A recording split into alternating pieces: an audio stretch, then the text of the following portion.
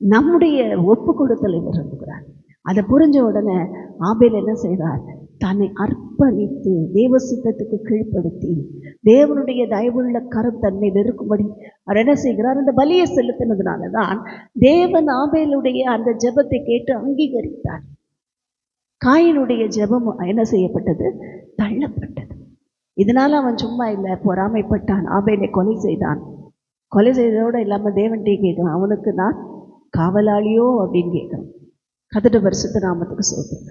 இப்படிப்பட்ட உலகத்தில் தான் நாம் இருக்கோம். உண்மையான ஊழியர்களுக்கு விரோதமாக எழும்புகிற பண ஆசை உள்ள, பொறாமை உள்ள, எரிச்சல் உள்ள ஊழியர்கள் பெருகி போயிருக்கிறார்கள். ஊழியர்கள் என்கிற பெயரை வைத்து ஏமாற்றுகிறவர்கள், காயினுடைய ஆவியை உடையவர்கள் பெருகி போயிருக்கிறார்கள்.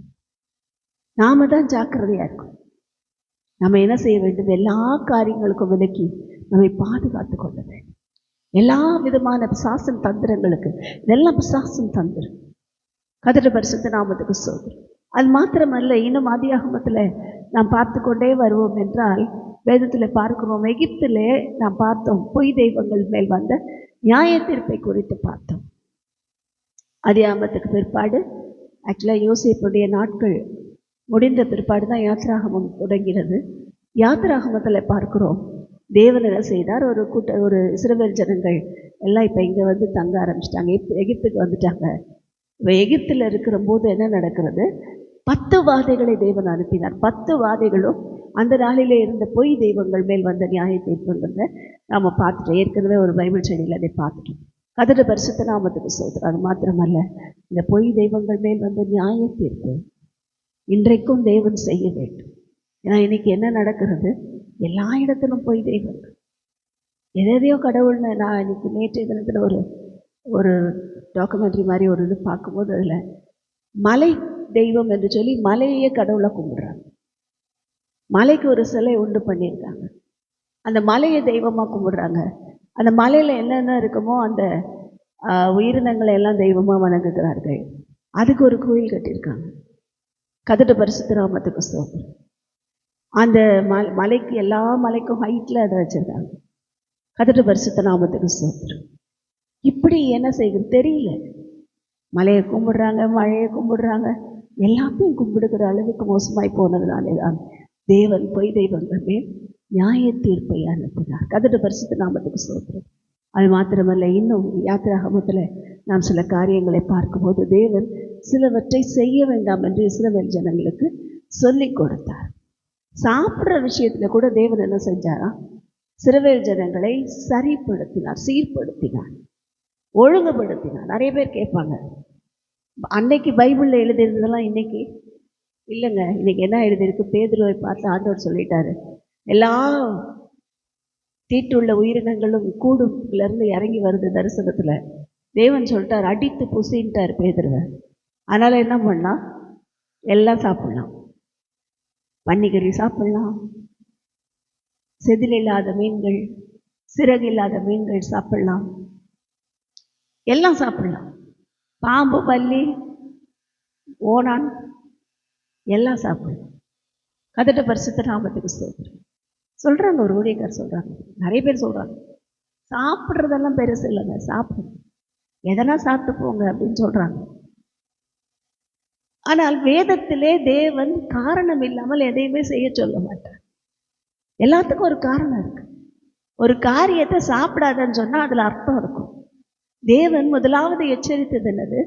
ரத்தத்தை சாப்பிடாதன்னு சொன்னார்.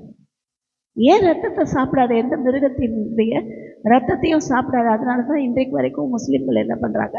ஹலால் பண்ணி சாப்பிட்றாங்க. ஹலால் பண்ணுறதுனா என்ன? அந்த மிருகத்தில் இருக்க எல்லா ரத்தத்தையும் வெளியேற்றி விட்டு சுத்தம் பண்ணி விட்டு அப்புறமா அதை கட் பண்ணுவாங்க. அதுதான் ஹலால். கர்த்தருடைய பரிசுத்த நாமத்துக்கு ஸ்தோத்திரம்.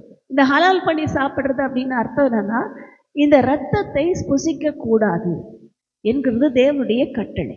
சரி, ஏன் கட்டளை இட்டார்? ரத்தத்தை ஏன் புசிக்க கூடாது? ரத்தத்துல தான் உயிர் இருக்கு. இந்த ரத்தத்துல தான் இல்லாத வியாதியும் பரவும். பார்த்தீங்கன்னா தெரியும், ரத்தத்துல ஒரு சின்ன கிருமி போயிட்டா போதும், உடனே அந்த வியாதி சாப்பிட்ற ஆட்களாக வந்துடும். ஒன்றுமே இல்லை, சிக்கன் சாப்பிட்றவங்க திடீர்னு பார்த்தா சிக்கனில் வியாதி இருந்தால் சாப்பிட்ற அத்தனை பேருக்கு அதே வியாதி. காரணம் என்ன? அந்த சிக்கனில் அந்த மாம்சத்தில் இருக்கிறதே பரவும் போது ரத்தத்தில் இருந்தால் இன்னும் ஃபாஸ்ட்டாக பரவும். கதிர பரிசுத்தம். அதனால தான் தேவன் சாப்பிடாதன்னு சொன்னார். பன்றியை சாப்பிடாதன்னு சொன்னார். ஏன் சொன்னார்? சில வகையான கிளிகளை சாப்பிடாதன்னு சொன்னார். கதட்ட பருந்து வகைகளை சாப்பிடாதன்னு சொன்னார். ஏன் சொன்னார்? ஏதோ சும்மா சொல்லலை. பன்றியை ஏன் சாப்பிடக்கூடாதுன்னா இன்னைக்கு வரைக்கும் பன்றி தான் வியாதிக்குடைய மூல காரணமே.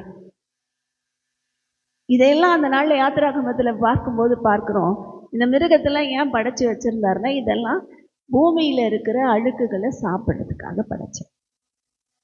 பூமியில் இருக்கிற கழிவுகளை சாப்பிட்றதுக்காக படைச்சார். அதுதான் நிறைய பேருக்கு டேஸ்டாக இருக்கு. கர்த்தருடைய பரிசுத்த நாமத்துக்கு ஸ்தோத்திரம். அந்த கழிவுகளை அது சாப்பிடும்போது அது சுத்தம் பண்ணுறதுக்காக படைக்கப்பட்ட மிருகம். அதுக்கு வியாதி வரும்போது அது பெண்ணாகும், எல்லாருக்கும் பரவும். அதை சாப்பிடாதீங்க.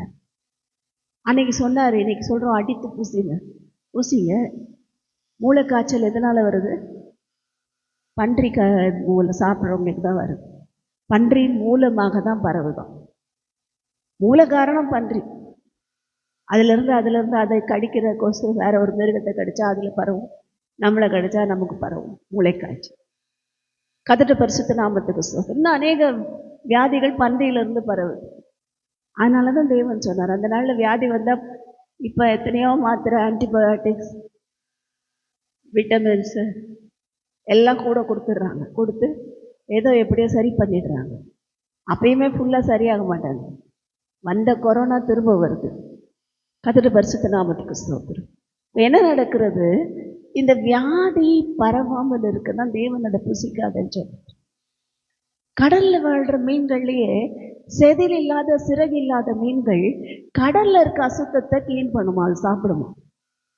வஞ்சர மீன் என்ன பண்ணும்? வஞ்சர மீன் தான் இருக்கிறதுல ரொம்ப டேஸ்டா இருக்குவாங்க நிறைய பேர். கர்த்தருடைய பரிசுத்த நாமத்துக்கு ஸ்தோத்திரம். வஞ்சர மீன்ல என்ன இல்லை? செதிலும் இல்லை, சிறகும் இல்லை, ரெண்டும் இருக்காது அதுக்கு. கர்த்தருடைய பரிசுத்த நாமத்துக்கு ஸ்தோத்திரம். அதனால் அதுதான் ரொம்ப டேஸ்ட். பார்த்தீங்கன்னா வஞ்சர மீன் எதுக்கு? கடல்ல இருக்க அழுக்க சாப்பிடுங்க. அதனால வியாதி பரவும் போது நமக்கு தான் வியாதி. அதுக்கு தான் தேவன் அந்த நாளில் கொடுக்கப்பட்ட கட்டளைகள் எல்லாமே நம்முடைய சரீரத்துக்கு நன்மை கொடுக்கும் என்று தான் என்ன செய்தார்? கட்டளையிட்டார். அந்த நாளில் கொடுக்கப்பட்ட பலிமுறைகள் எல்லாமே நமக்கு ஒரு பயம் வந்து நாம் என்ன பண்ணுவோம்? தேவான்பினால் பின்பற்றுவோம் என்று சொல்லி தான் பலியிடுதலை கட்டளையிட்டார். இப்படி இதெல்லாம் புரிஞ்சுக்காம நான் என்ன செய்கிறோம்? அநேக வேளைகளில் நம்மளோட சொந்த காரியங்கள், சொந்த மூளையை யூஸ் பண்ணி அதில் எழுதியிருக்கு, அதனால் எதெல்லாம் செய்யலாம் அப்படின்னு சொல்லி இப்போ என்ன செய்கிறோம்? மாட்டிக்கொள்கிறோம். அதனால் தேவன் சொன்னது எல்லாம் ஒரு வார்த்தையில் கூட மாற்றமில்லை, ஒரு வார்த்தையில் கூட தவறு இல்லை. அவர் கரெக்டாக சொன்னார். நாம் தான் நமக்கே நம்ம ஒரு என்ன பண்ணுறோம்? ஒரு காரியங்களை வைத்துக்கொண்டு நாம் தப்பை கரெக்டாக பண்ணுறோம். கர்த்தருடைய பரிசுத்த நாமத்துக்கு ஸ்தோத்திரம். அதனால் இந்த நாளில் தேவ கருத்தை நம்ம ஒப்பு கொடுப்போம். இன்னும் அநேக காரியங்கள் இந்த பைபிளில் இருக்குது. இன்றைக்கு ஆவியானவர் சொன்னதை மாத்திரம் நாம் படித்திருக்கிறோம். மற்ற காரியங்களை தியானிக்க கர்த்தர் தாமே நமக்கு வருகிற நாட்களில் உதவி செய்வார். ஆமென்.